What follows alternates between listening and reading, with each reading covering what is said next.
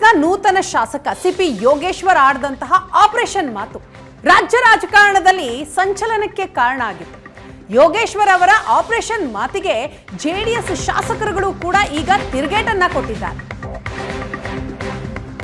ಯೋಗೇಶ್ವರ್ ಹೇಳಿದಂತಹ ಮಾತು, ಒಂದು ವೇಳೆ ಕಾಂಗ್ರೆಸ್ ಪಕ್ಷ ಟಾಸ್ಕ್ ಕೊಟ್ರೆ ಜೆಡಿಎಸ್ ಪಾರ್ಟಿಯನ್ನ ಆಪರೇಷನ್ ಮಾಡ್ತೀನಿ ಅಂತ.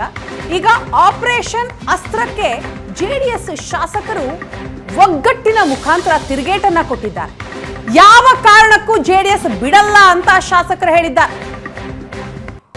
ಶಾಸಕ ಯೋಗೇಶ್ವರ್ ಯಾವತ್ತಿದ್ರೂ ಕೂಡ ಮುಳ್ಳೆ. ಡಿಸಿಎಂ ಡಿಕೆ ಶಿವಕುಮಾರ್ ಯೋಗೇಶ್ವರ್ ಬಗ್ಗೆ ತಿಳಿದುಕೊಳ್ಳಬೇಕು.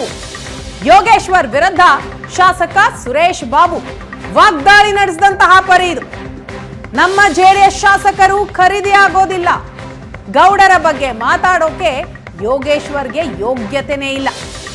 ಯೋಗೇಶ್ವರ್ ಮಾತಿಗೆ ಜೆಡಿಎಸ್ ಶಾಸಕರು ಕೊಟ್ಟಂತಹ ಟಾಂಗ್ ಇದು. ನೀವೇ ನೋಡಿದ್ರಿ, ಕಳೆದ 1.5 ವರ್ಷದಲ್ಲಿ ಈ ಒಂದು ಕಾಂಗ್ರೆಸ್ ಪಕ್ಷ ಅಧಿಕಾರಕ್ಕೆ ಬಂದಂಥ ಸಂದರ್ಭದಲ್ಲಿ 30 ಜನ ಶಾಸಕರನ್ನ ನಾವು ಹೆಂಗೆ ಕಾಂಗ್ರೆಸ್ ಶಾಸಕರನ್ನ ನಾವು BJPಗೆ ತರ್ತೀನಿ ಅಂತಕ್ಕಂಥ ಹೊರಟಂಥ ವ್ಯಕ್ತಿ ಯಾರು ಅಂತ ಕಾಂಗ್ರೆಸ್ನವ್ರಿಗೆ ಎಚ್ಚರಿಕೆ ಇರಲಿ ಅಂತ ನಾನು ಈ ಸಂದರ್ಭದಲ್ಲಿ ಹೇಳಲಿಕ್ಕೆ ಬಯಸ್ತೇನೆ. ಕಾಂಗ್ರೆಸ್ನ ಅಧ್ಯಕ್ಷರಿಗೆ ಮತ್ತು ಅಲ್ಲಿ ಎಲ್ರಿಗೂ ಕೂಡ ಹೇಳಲಿಕ್ಕೆ ಬಯಸೋದು, ಇವತ್ತು ನೀವು ಏನು ಡಿ.ಕೆ. ಶಿವಕುಮಾರ್ ಅವರು ಈಗ ನಿಮಗೆ ಬಂದಿರತಕ್ಕಂಥ ಏನು ನಮ್ಮ ಚನ್ನಪಟ್ಟಣದ ಅಭ್ಯರ್ಥಿ ಏನಿದ್ದಾರೆ, ಅವರು ನಿಮಗೆ ಯಾವತ್ತಿದ್ರೂ ಮುಳ್ಳಾಗ್ತಕ್ಕಂಥವ್ರು. ಅವ್ರು ಎಲ್ಲೋದ್ರೂ ಕೂಡ ನೆಲೆ ನಿಲ್ತಕ್ಕಂಥ ವ್ಯಕ್ತಿ ಅವರಲ್ಲ.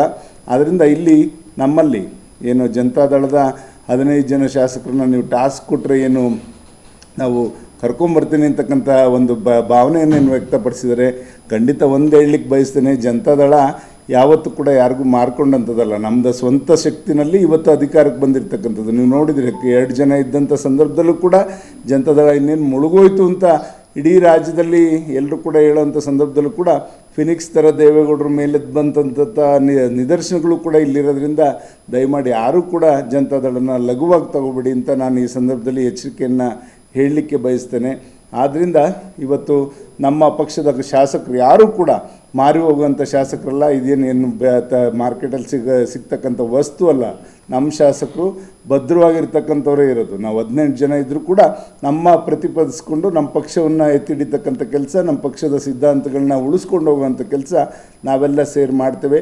ಆದ್ದರಿಂದ ಇದು ಎಚ್ಚರಿಕೆ ಇರಲಿ ಕಾಂಗ್ರೆಸ್ನವ್ರಿಗೆ. ನಿಮಗೆ ಬಂದಿರತಕ್ಕಂಥ ಯೋಗೇಶ್ವರ್ ಏನು ನಿಮಗೆ ಅಭ್ಯರ್ಥಿಯಾಗಿ ಬಂದು ನಿಮ್ಮ ಪಕ್ಷಕ್ಕೆ ಸೇರಿದರೆ ಅವರು ನಿಮಗೆ ಮುಳುವಾಗ್ತಕ್ಕಂಥದ್ರಲ್ಲಿ ಸಂಶಯ ಇಲ್ಲ. ನೀವು ಎಚ್ಚರಿಕೆಯಿಂದ ಇರಬೇಕು ಅಂತಕ್ಕಂಥದ್ದು ನಾನು ಈ ಸಂದರ್ಭದಲ್ಲಿ ನಿಮಗೆ ಸಂದೇಶ ಹೇಳಲಿಕ್ಕೆ ಬಯಸ್ತೇನೆ. ನೀವೇ